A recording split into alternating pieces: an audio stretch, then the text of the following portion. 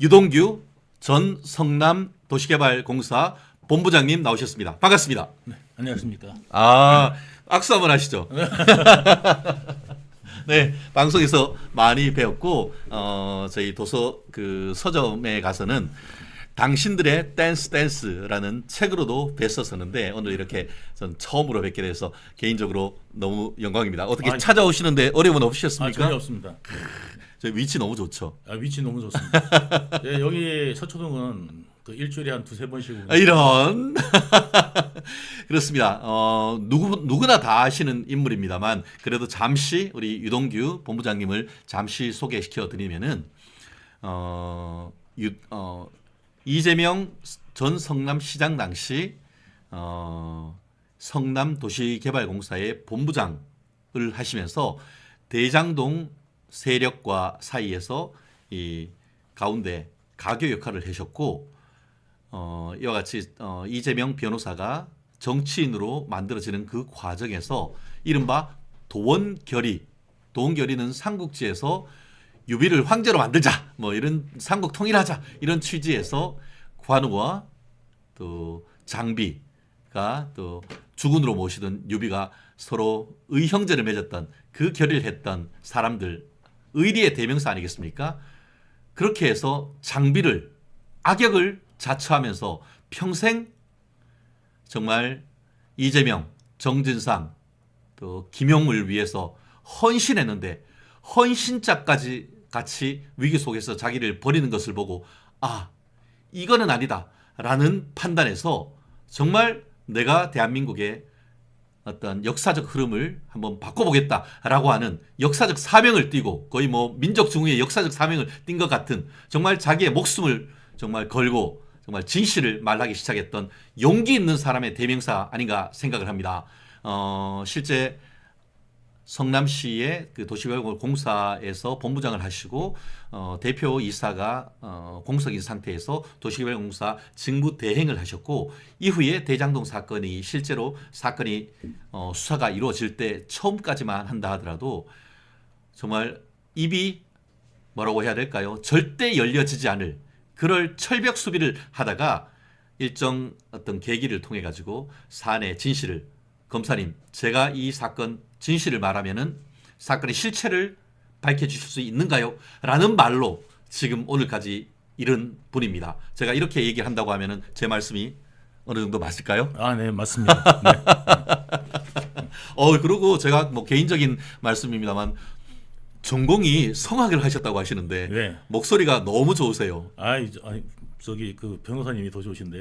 예, 전혀 그런 건 아니고요. 네. 뭐 아이스 브레이킹을 하자고 한다고 하면은 전공을 이게 음악을 하시고 하셨는데 어떻게 성남에서 이재명 대표와 어떤 재건축을 하면서 만났다고 하는데 그 이재명과의 어떤 첫 만남 한번 본인의 어떤 얘기를 한번 해보시면 어떨까요? 네, 뭐 이재명이라는 사람은 저는 몰랐습니다. 몰랐다가 예전에 그 2008년도에 이재명이 분당갑에 출마했다가 낙선하죠. 그때 저는 이제 분당에 살고 있었으니까 이재명이라는 사람이 민주당에서 이렇게 출마를 했었구나. 뭐 그 정도만 그게 현수막 붙어 있을 때 이제 그거라서 이재명이라는 사람 이게 거기에 대한 지금 인식이 있었던 거지. 뭐 관심도 없었고. 예. 그다음에 이제 그때만 해도 이제 분당이 전부 다 이제 국민 한나라당. 그렇죠. 한나라당의 텃밭이었죠. 예, 텃밭이었단 말이죠. 이제 그렇게 해서 이제 거기 있었는데 제가 그때 리모델링이 이제 분당이 이제 불기 시작했어요, 바람이. 그렇죠. 왜냐하면 이제 200만 호 주택 200만 호. 주택 그때 200만 호 밀어내기면서 만들어졌는데 이제 뭐 바다 모래니 뭐 이런 말 그렇죠. 나왔고 이제 아파트가 이제 노후화되다 보니까 이게 이제 재건축은 너무 멀고. 그렇죠. 용적률 때문에 사업성도 부족하고. 네, 그다음에 너무 멀고. 그다음에 이제 그거는 이제 등급이 오히려 더 안 나와야 되는데. 그래서 이제 이게 그 녹물이 막 나오고. 배관이나 이런 것들이. 그러면 싹 교체할 것 같으면 차라리 리모델링을 하는 게 훨씬 낫거든요. 그래서 이제 분당에 리모델링 바람이 불었는데 그 당시에 이제 국민의힘 쪽에서 그걸 좀 관심을 가졌다면.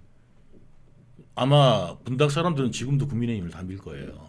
근데 그때 이제 국민의힘에서 그 국회의원이 고은교 의원하고 임태 의원이 고은길 의원이 만나주긴 했는데 임태희원한테 떠넘기고 임태희원은 또 만나주지도 않고.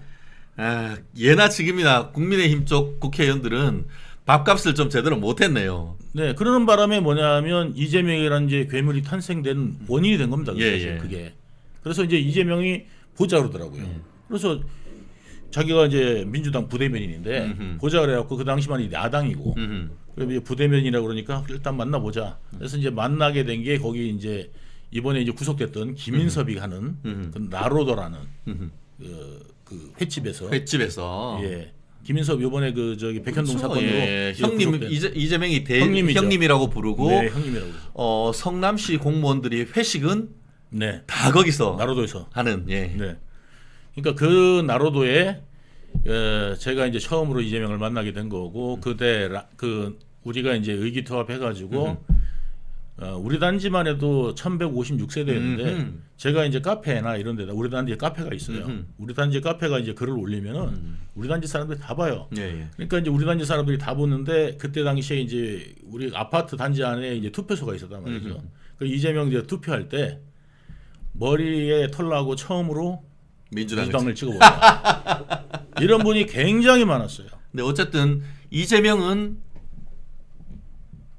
리모델링 하는데 관심 가지고 도와주고 한다고 하니까 네. 우리의 어떤 그런 이익을 대변해주고 하니까 거기에는 우리가 안 도와줄 수 없다. 이렇게 해서 똘똘 뭉쳐가지고 이재명을 그때 정치인 이재명으로 밀어주기 시작했다는 거네요. 예, 그래서 이제 뭐냐면 좀 우리하고의 어떤 그런 게 맞나보다 이렇게 생각해서 이 사람이 정치 신인이지만 한번 키워보자 해가지고 했는데 이제 정진상이 술 먹으면서 나라를 먹자 그러더라고요. 나라를 먹자. 예. 그 이재명하고 다 같이 있는 데서. 이재명 없고 정진상 저하고 김용 셋이서 예, 술을 먹는데 나라를 먹자 그러더라고요. 성남만 먹지 말고 나라를 먹자. 예, 우리가 성남을 당선도 아직 안 됐는데. 예. 그래가지고 야 이거 뭐 대의가 좋네. 해가지고 그때 그러면 좋다 한번 해가지고 이기토 해봅시다. 해가지고 그때 이제 도원결의를 하게 된 거죠. 그래서 이제 정치인 이재명을 성남을 기반으로 해서 이재명이라는 브랜드를 만들기 위해서 상당히 많이 노력을 했던 거죠. 이제 그 안에 근데 제가 지금 범죄에 가담한 내용의 죄값뿐만 아니라 우리나라 역사에도 하나의 죄인이가 된 겁니다. 제가 이재명이라는 빌런을 이 저 자리까지 가게 하는데 제가 받침이 됐기 때문에 사실은 그 부분을 제가 반드시 우리 그 역사에다 갚아야 되는 이 죄를 진 거고 제가 감옥에 안에 있을 때도 제가 하나님한테 나는 죽기를 원합니다. 그러니까 하나님이 저 빨리 저승사자든 뭐든 좀 보내서 나를 데려가 달라 이렇게 요구를 계속했었습니다. 그러게요. 참 어떻게 보면 역사의 참회록을 쓰는 마음으로 수사에 임했고 지금 각종 이재명을 비롯한 측근들의 재판에 증인으로 나가서 증언을 하고 있습니다. 실제 지금 우리 유동규 본부장님께서 지금 증인으로 나가고 있는 것이 정말 많아요. 보면은 단순히 대장동 사건뿐만 아니고 위례, 백현동, 변호사비 대납, 성남 FC, 쌍방울 대북 사건, 위중교사 사건 이런 부분에 다 지금 핵심적인 인물로서 지금 증언하고 수사받고 있는 그런 상황 아닙니까? 위중교사는 제가 안 나가고요. 그거 빼고. 그거 빼고는 제가 다 성남 내용들을 알기 때문에 제가 이제 증인으로 이제 나가야 하는 상태고요. 이게 지금 요번에 채용비리 터졌잖아요. 네네. 예, 성관이만큼 그 당시에 썩었던 데가 어디냐면 성남시였습니다. 이재명이 성남시였습니다. 그러니까 이재명이 그런 짓을 하면서도 마치 깨끗한 것처럼 예, 그거를 이제 포장하는데 또 가담을 했죠. 그러니까 뭐냐면 그 당시에 이제 시설관리공단이 사람을 많이 씁니다. 그때 이제 한 680명 정도 지원됐는데 아이고. 제가 나올 때 몇 명이었냐면 한 1,200명. 야, 거의 두 배 가까이 늘었네요. 키워놨습니다. 두 배를 키워놓고 이제 했는데 그때 처음에 딱 들어가니까 뭐냐면 사람들 뽑을 때 서류하고 면접밖에 없어요. 그러면 서류 면접에서 점수 주면 끝나는 거예요. 시험이 없으니까. 복마전이었겠네요. 취직 복마전. 그러니까 그 당시만 해도 그러니까 그 전 이사장이나 기획본부장 자리에는 이력서가 이만큼 쌓여 있는 거예요. 그러니까 누구도 이제 뭐냐면 청탁을 하냐면 시의원들까지 시의원 다 시의원들이 하죠. 다 청탁을 해요. 그래갖고 한 명당 막 1,000만 원씩 받고 넣어주고. 네. 그러니까 이제 매간매직 한 거죠. 네. 매간매직을 하고 이제 그렇게 왔던 데가 시설관리공단이었던 그렇죠. 건데. 그 시설관리공단을 가지고 이제 대장동을 뭘 하려고 하니까 수용할 수 있는 권한 이런 부분이 문제가 돼가지고 그걸 공단으로 공사로 만들고 거죠. 그 과정에서 실질적인 실무를 제가 다 뒤에서 했죠. 많이 하셨다는 거잖아요. 그 바람에 이제 제가 이제 가담을 할 수밖에 없고 지금 요번에 그 김용의 내용도 좀 이따 잠깐 이제 이따 가짜 변호사 사건 사건 해가지고 그 김용이 관련돼 가지고도 이 사람들이 얼마나 조직적으로 저는 아무튼 그걸 제가 말씀을 드릴 텐데 이 사람들은 굉장히 집요하고 조직적으로 움직인다는 거 그리고 허투루 하지 않습니다. 그래서 이거를 찾아내고 알아내는 게 굉장히 어려운데 이제 국민들이 그걸 모르시죠. 그렇죠. 그리고 제가 이제 그 좀 전에 아까 말았지만은 사람을 뽑는데 옛날에는 이제 뭐냐면 권한이 누구한테 있었냐면 이사장이나 사장이 매간매직을 했다면 이재명 때 들어서는 뭐냐면 오다가 내려옵니다. 10명 뽑는다 공고가 딱 나가면 그 10명을 누구를 뽑아라. 이미 내정이 돼가지고 나옵니다. 그러면 그 오다 받은 대로 말하자면 저는 이제 점수 계산하는데 그게 외부 인사위원들이 있어요. 외부 인사위원들이 있고 그다음에 내부 인사위원들이 있는데 그 이제 그다음에 제가 이제 인사위원장이고 기획본부장이니까 인사위원장이에요. 그래서 이제 거기에 외부 인사들이 오는데 그 사람들도 누가 보내냐 이재명하고 정진상이 보내는. 그렇죠. 정진상이 그 심지어는 이제 김현지 남편도 거기 인사위원이었어요. 그런 사람들이니까 이제 뭐냐면 오다 받은 대로. 자기들도 알고 와요. 그래서 아까 중앙선거관리위원회를 비롯한 선관위 매관 매직 사무총장 아들 딸 취직시키고 내부적인 통신망의 세자다라고 얘기했던 것을 비교하는 것이 바로 그 부분이겠네요. 이제 성남도시공사의 세자는 저였죠. 그러니까. 그렇죠. 실권자였으니까. 그러니까 아들 대신 가 있으니까 저는 이제 양자. 이재명의 양자. 그래요. 이 정도면은 뭐 저희 아이스 브레이킹은 된 것 같습니다. 이제 또 하나하나 최근에 어떤 근황이라든가 또 책을 또 들고 나오셨는데 책에 대한 또 쓰게 된 배경과 그 핵심적인 내용 저도 사실 어제 파일로 해가지고 내용을 조금 읽어봤는데 흥미진진하기 그지없습니다. 이게 실화냐라고 할 만큼의 어떤 소설보다 더 드라마틱한 내용들이 들어가 있고 최근의 어떤 재판 그리고 향후의 어떤 계획 이런 부분으로 해서 하나하나 인터뷰를 해 나가고자 합니다. 사실 저도 언론 보도를 통해서 아마 국민이라면 누구나 다 알 수 있겠죠. 재판 마치고 댁으로 귀가하는 도중에 엄청나게 큰 트럭이 차 뒤를 쳐서 생명을 잃을 뻔했던 그런 일이 있었다라고 하는데 요즘 건강은 좀 어떠시고 최근에 근황은 어떠신죠? 그때 이후로 이제 허리가 원래 허리가 좀 안 좋긴 했었는데 이제 많이 좋아졌었거든요. 그때 이제 허리를 다쳐가지고 이후에 이제 계속 이제 허리가 또 이제 아픈 거죠. 내가 이제 재판 때 하루 종일 앉아 있어야 되니까. 그러니까. 또 이게 또 이제 허리에 또 부담을 주니까. 아이고. 이게 이제 낫지를 않고 계속 이제 좀 쉬지도 못하고 계속 일주일에 2번씩 뭐 재판을 계속 나와야 된다니까. 그 왼쪽 다리는 지금 이제 많이 감각 같은 게. 그러니까 이게 신경을 많이 눌려가지고. 이렇게 상처가 나도 아픔을 잘 못 느낀. 그렇구나. 상태가 돼 있습니다. 어떻게 병원은 계속 다니고 계시는 거예요? 아니 이거는 허리는 제가 병원을 가봐도요. 이게 뭐 수술하거나 뭐 하는 거나 이런 요법을 써야 되는데 그렇지 않고는 이제 생활하면서 이제 계속 이제 자기가 다스려 나가야 됩니다. 통증. 그러시구나. 혹시 우리 멸콩 TV 시청자 여러분들 중에 그 정형외과 의사분이나 아니면은 어떤 침이나 이런 걸 통해서 그 어떤 통증 완화나 할 수 있는 전문가 한의사 선생님들이 계시면은 저희한테 연락 좀 주세요. 우리 대한민국의 보배 같은 분입니다. 건강해야 또 재판에도 나가고 수사도 계속 그 진행하는데 협조할 수도 있으니까 우리 멸콩 TV 시청자 여러분 또 많이 좀 도와주시면 감사하겠는데요. 지금 멸콩 TV 그 중에 좀 전에 지금 댓글 유동규님 항상 지지합니다라고 지금 돼 있고 김숙자님 범죄자들 즉각 구속하라. 유동규 애국자님 응원합니다라고 지금 말씀하고 있고요. 박종수님 이재명 정진상 이름만 들어도 끔찍하다 이런 말씀 있고요. 그래요. 또 그 투제이님 이재명 여러 잡네 뭐 이런 얘기를 하고 있는 것 같고요. 그렇습니다. 또 순이님 유동규 씨 힘내시고 건강 잘 챙기세요라고 하시면서 하트 또 낸 것 같습니다. 맞아요. 허리는 마사지뿐입니다. 아마 허리 아프시면서 또 그런 말씀 또 많이 하시는 것 같은데 그렇습니다. 최근에 화제를 몰고 온 책이 있습니다. 당신들의 댄스. 한번 책을 네. 한번 좀 들어주실까요? 예, 이 책인데요. 예, 저도 한번 읽던. 네네. 예, 드리겠습니다. 네. 예, 보면은 아마 그 인형극이나 이런 데 관심 있는 분은 잘 아실 거예요.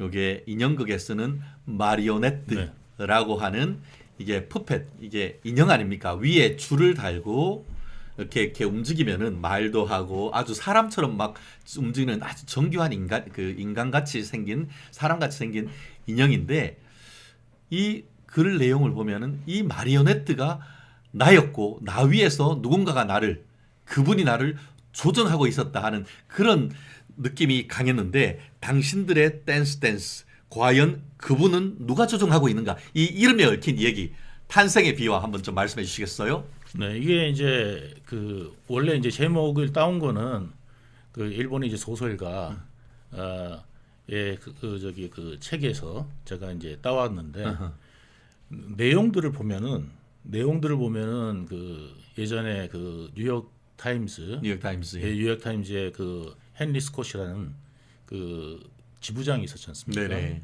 그 지부장이 이제 자서전 같이 쓴 책이 하나 있습니다.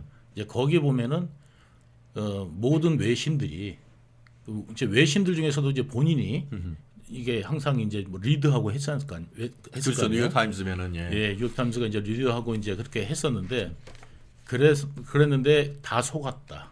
자신들도. 예, 그러면서 마리오네트를 이야기하고 있습니다. 그러니까 민주적인 사람들로 오해했다는 거죠. 그 사람들은 민주적인 사람들이 민주를 말로는 민주를 외치고 말하자면 언더독인 줄 알았는데 그 사람들이야말로 탑독의 야망을 꿈꾸는 야망에 길들여진 사람들이었을 뿐 절대 민주적인 어떤 의지나 생각은 갖고 있지 않았던 사람들한테 자기들은 이용당했다. 이런 내용들이 이제 그 글에 책에 보면 나옵니다. 그처럼 이 책도 뭐냐면 저만이 아니고 투표를 하는 사람들도 다 이 마리오네트가 될 수 있다는 거, 속을 수 있다는 거. 아, 그러니까 이게 나뿐만 아니고 여론 조작이나 이런 걸 통해서 우리 이 방송을 보시는 국민들조차도 이용당한 다음에 버림을 당할 수 있는 그런 존재로 어떤 그 이 제목을 묘사했다는 말씀이네요. 네, 권력을 따기 위해서는 무슨 말이나 할 수 있습니다. 그리고 예를 들어서 이재명 같은 경우는 아버지도 많잖아요. 예, 그러니까 어떨 때는 화전민이었다가 어떨 때는 광부였다가 어떨 때는 또 저기 그 청소 노동자였다가 어떨 때는 서울대 법대를 나왔다가 이게 아버지가 직업이 계속 바뀌어요. 맞아요. 예. 도대체 아버지가 몇 명인가? 그러니까 이런 생각이 들어요. 그러니까 어머니가 많은 아버지한테 시집을 가신 건지 아니면은 그 많은 직업을 바꾸신 건지 모르겠지만 뭐 예를 뭐 그 또 저기 모르겠습니다만 가는 곳마다 이게 말이 아버지의 직업조차 바뀌는데 그러니까 이 사람들이 저를 공격하기 위해서 만든 조직까지 있습니다. 그러니까 제가 이제 진실을 털어놓으니까 그러니까 이화영도 이게 두려워서 예. 말하고 처음에 이제 저처럼 입 열었다가 예. 쑥 닫은 거죠. 그렇죠. 무섭거든요. 무섭거든. 그러니까 온갖 방법으로 공격해오고 댓글들에는 심지어 막 댓글들이나 이런 것도 보면은 네가 얼마나 웃고 사는지 얼마 그렇죠. 안 남았어. 예. 너가 이제 뭐 살 날이 며칠이나 두고 보자. 이제 이런 어떤 이제 위협적인 글들도 많이 이야기하고 법원 가면은 개딸들 막 쌍욕을 막 해댑니다. 예. 뿐만 아니라 여기 이제 제가 보여드리면 이거는 제 추측도 의견도 아니고 실체가 드러난 팩트입니다. 그런데도 불구하고 지금 그러니까 하나의 공당에서 만들어서 저를 공격하기 위해서 어디까지 만들어서 준비했는지를 지금 잠깐 소개해드리겠습니다. 네. 이게 이제 대합빌딩이라는 여의도 대합빌딩에서 네네. 이 사람들이 모여서 주로 텔레그램을 이용합니다. 비밀을 지키기 위해서 텔레그램을 이용하고 이 여기에 모인 사람들이 어떤 사람들이냐 말씀을 드리면은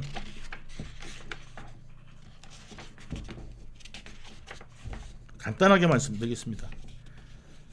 이우종, 이한주. 지금 이한주는 경기연구원 원장이었다가 지금 뭐냐면 민주연구원 원장입니다. 맞아요. 본인이 그때 제 기억에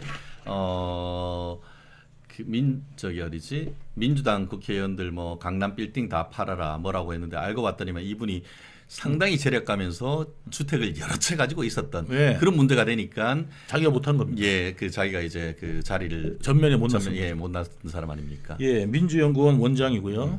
그다음에 이제 이상호 특보, 김홍국 그다음에 현근택 변호사. 김영국은 그 경기지사 때 대변인 했던 언론인 출신. 전 대변인. 예. 그다음에 이제 현근택, 그다음에 이민택 변호사, 예. 장용진 기자. 지금 장윤진 TV 하고 있잖아요. 예, 맞아요. 유튜브. 그다음에 이제 김성수.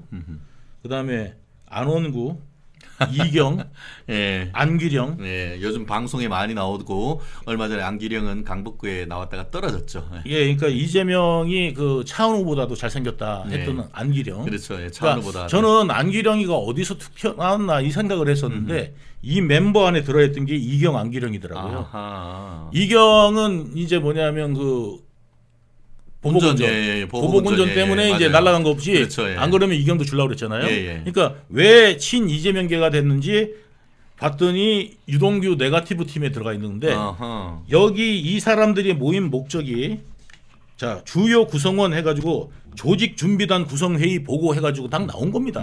이 사람들이 자기들이 만든 문서예요. 내부 문서를 통해서 문서입니다. 우리가 지금 말씀하시는 것이 그러니까 근거가 없는 것이 아니란 거죠. 이거는 제 추측과 예상이 아니라 이거는 조사를 통해서 나오고 그 사람들이 만든 문서를 내부 문건을 읽어드리는 겁니다. 총괄 이한주, 이우종. 그다음에 이 이우종은 여러 가지 활약한 거 아시죠? 그렇죠. 그다음에 전략은 고경훈. 그다음에 법률은 현근택, 이민택. 그다음에 언론은 김상호, 장용진. 조직은 신호철. 그다음에 김성태. 직능은 성준호. SNS는 PC 그다음에 서지연 이렇게 해가지고요. 법률, 총괄, 법률, 전략, 언론, 조직, 직능, SNS까지 이래가지고 무엇을 하자고 그랬느냐?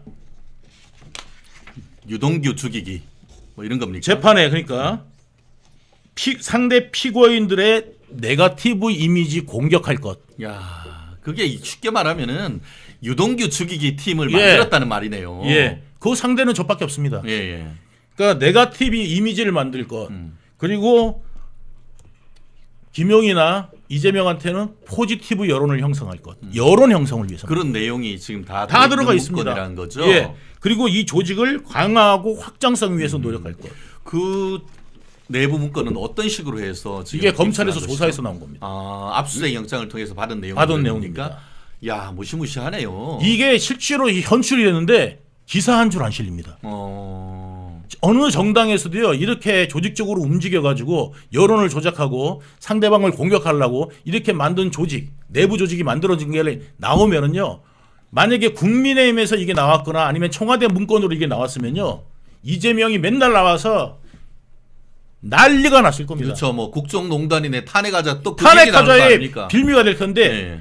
민주당이 이런, 지금 거대 여당이 이런 짓을 벌였는데도 불구하고 언론 한 줄 안 실린다는 게 믿어지십니까? 좋게 말하면 여론 대응팀, 있는 그대로 말한다고 하면 여론을 조작하겠다라는 의도로 만들어진 팀이었다고 지금 유동규 본부장님께서는 받아들일 수밖에 없다는 말씀이에요. 아니요, 여기에 지금 한 일을 조금만 더 읽어드릴게요. 지금 네네. 변호사님이시잖아요. 네네. 이것도 깜짝 놀랄 일이 여기서 벌어집니다. 네.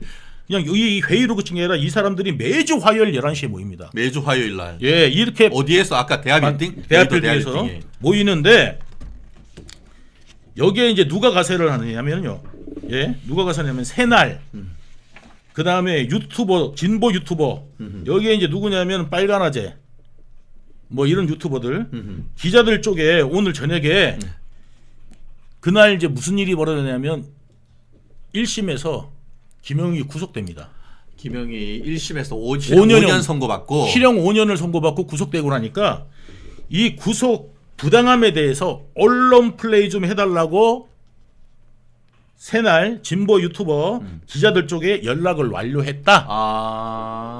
그리고 각종 커뮤니티 및 단체방, 이 사람들이 민주당 단체방 아시죠? 예, 단체방. 거기다가 쫙 뿌린 거죠. 그 다음에 대변인님이 누구냐면은 여기 이제 그 김용희 옛날에 그 대변인 했잖아요. 네네. 그래서 대변인 입장문을 돌리고 있다. 그렇죠. 그러니까 자기들이 그 만든 명분들이잖아요. 자기들이 만든 여론전 만드는 명분들에 대해서 쫙 뿌려가지고 이제 시작을 하는 거예요. 그렇게 했던 계기를 좀 배경을 좀 아셔야 될 것 같은데, 김용희 재판에 넘겨서 1심 실형 5년을 선고했습니다. 그 죄명이 뭐냐면은 뇌물인 것으로 알고 있습니다. 그 뇌물을 준 사람이 유동규 본부장인 거죠. 전달한 거죠. 전달한 거죠. 그러니까 예. 그 남욱이하고한테 야, 좀 돈 좀 받아 와라라고 하니까 그 심부름 역할을 유동규 예. 본부장이 하셨는데, 그때 1심 판결 선고를 할 때에 지금 문제 그 선고 오후 2시에 했던 걸로 제가 기억을 하는데, 제가 그날 오전 아침에 MBN에서 방송을 했습니다. 그때 양문석이 그 얘기를 하더라고요.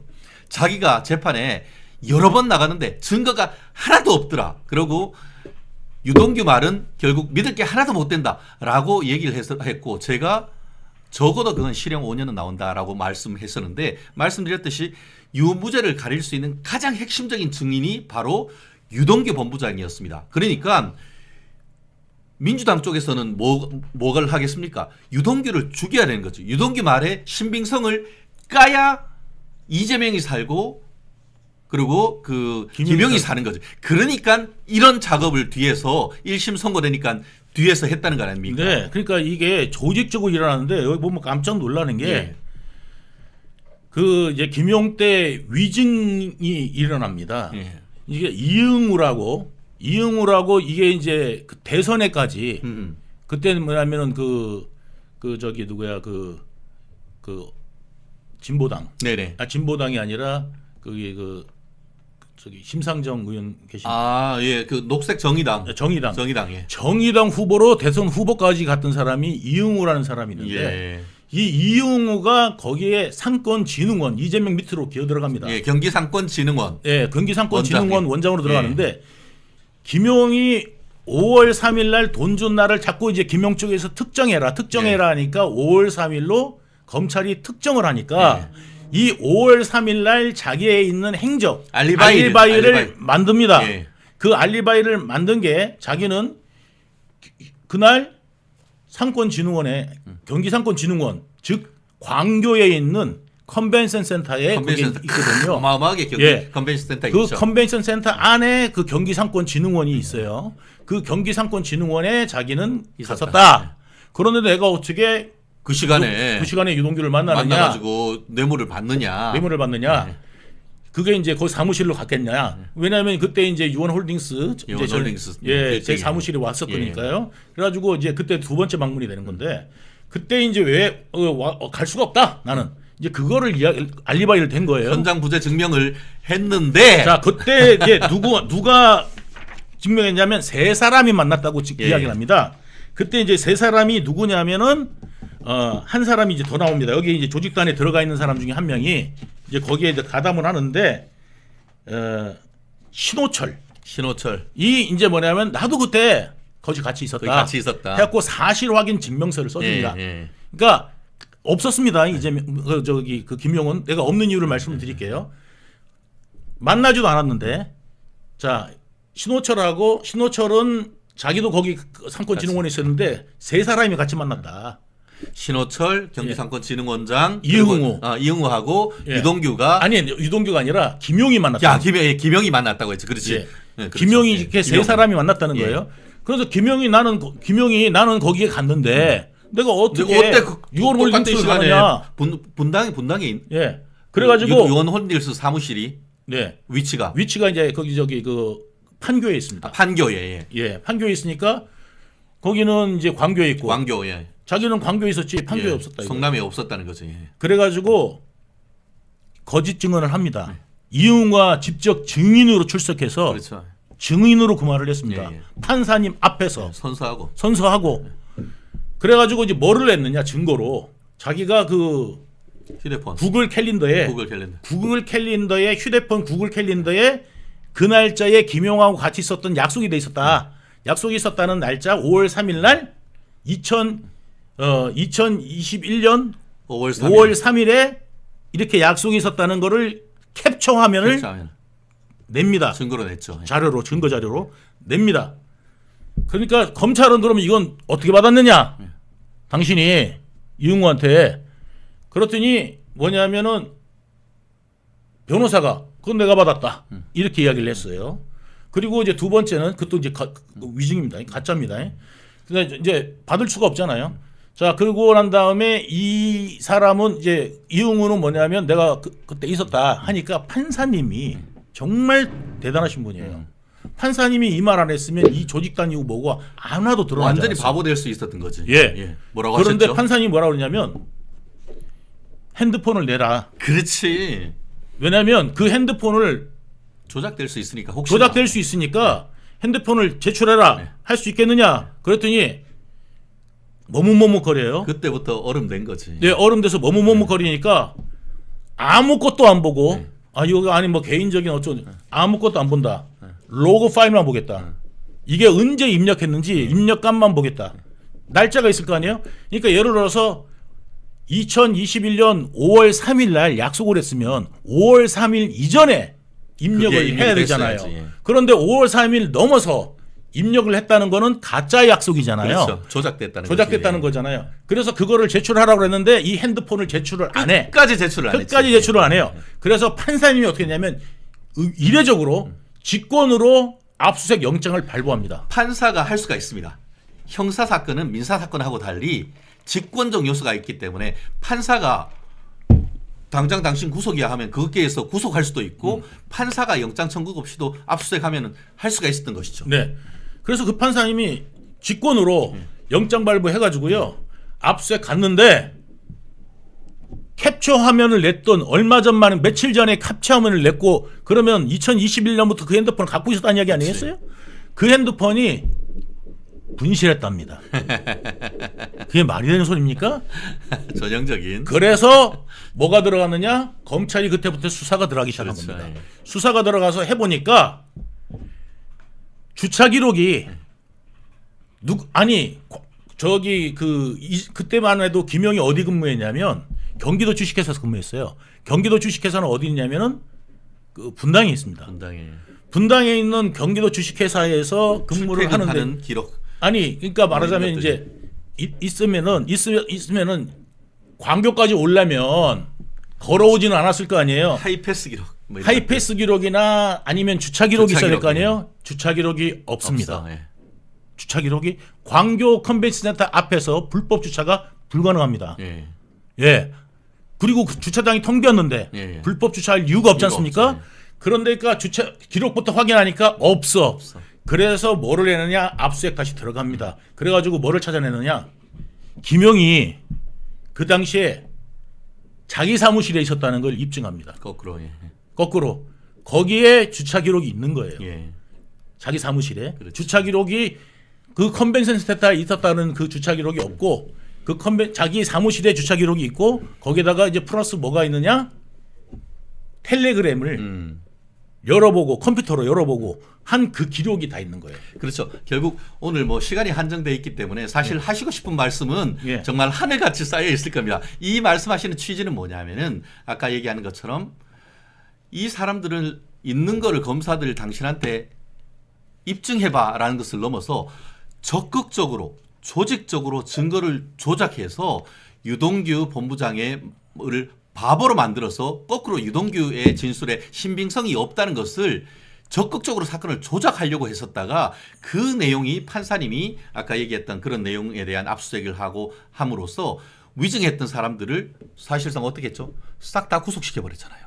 그래서 지금 뭐냐면 김용이 이번에 재판에 나와서도 막 일방적으로 이런다 하면서 죄의식이 없어요. 좌파들의 특징이죠. 그게. 예, 죄의식이 전혀 없어요. 내가 저기 이제 다음 주 증인으로 요청해서 나가는데 제가 물어볼 겁니다. 너는 너 때문에 저기 그 위증 때문에 지금 2명이 구속됐습니다. 2명이 구속됐죠.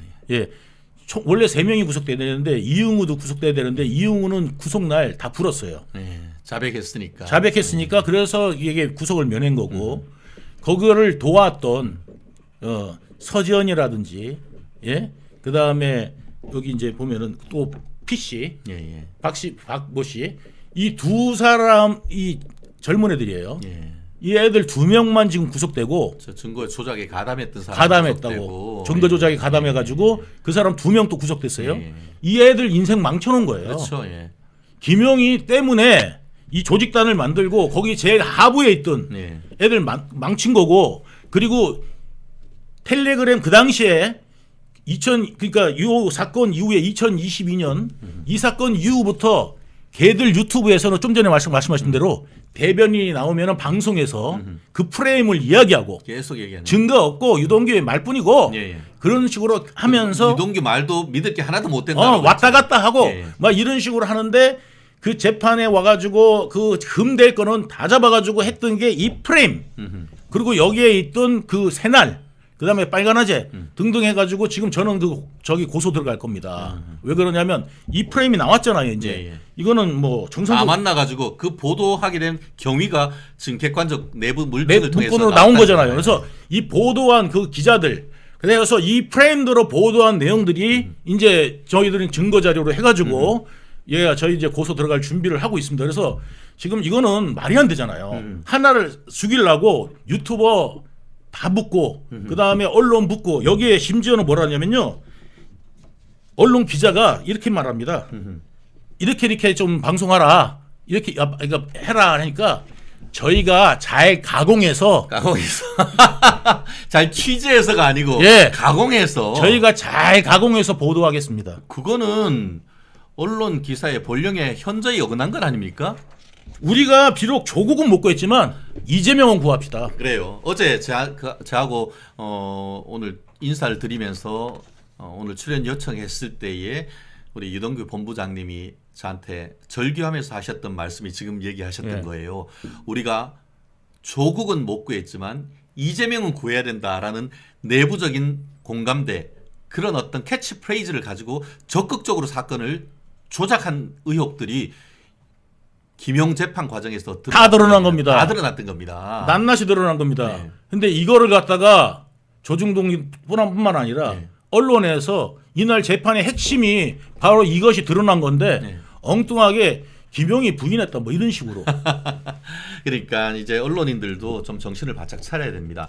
그러니까 물론 뭐 그 법률적인 문제이고 그에 대한 어떤 사실관계의 맥락과 법률적인 적용이 만만치 않은 건 알고 있습니다. 하지만 그럼에도 불구하고 정말 이재명 본인도 본인이 어떤 그 위증교사 혐의로 해서 지금 재판 받고 있고 지난번에 그 서울중앙지방검찰 법원에서 구속영장 청구했을 때 위증교사의 부분에 대해서는 소명이 됐다라고 할 정도로 단순히 그 사건의 어떤 그 공선법 위반의 사건에 대해서뿐만 아니고 다른 많은 사건의 위증교사 같은 사법방해 행위가 너무나 많았던 거고 그 사건의 핵심적인 것이 수사를 통해서 김용 뇌물 사건에 입증돼서 그 증거를 조작했던 사람들 2명이 구속됐던 그 사건을 지금 유동규 본부장이 지금 길게 말씀하셨던 것이죠. 그러니까 핵심은 뭐냐면 이재명이 범죄를 가리기 위해서 위증을 하는 도구들이 생기고 그 사람들이 위증을 하면서 또 죄를 범죄케 하고 그렇죠. 계속. 그러니까 이 사람들은